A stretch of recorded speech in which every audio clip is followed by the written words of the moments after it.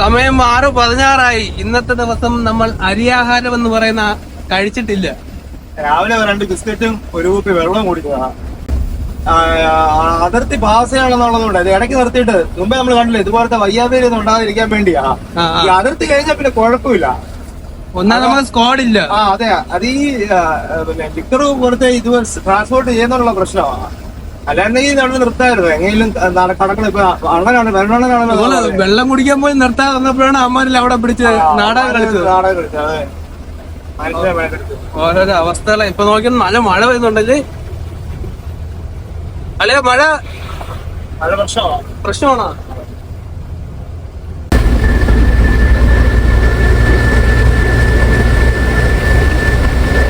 സമയം രാത്രി 7:30 ആയപ്പോഴത്തേക്ക് നമ്മൾ ബീഹാർ ജാർഖണ്ഡിലെ അതിർത്തി ചെക്ക് പോസ്റ്റിലെത്തി ലോറി ഒതുക്കിയ ശേഷം ബില്ലും എടുത്തുകൊണ്ട് നേരെ ഓഫീസിലോട്ട്.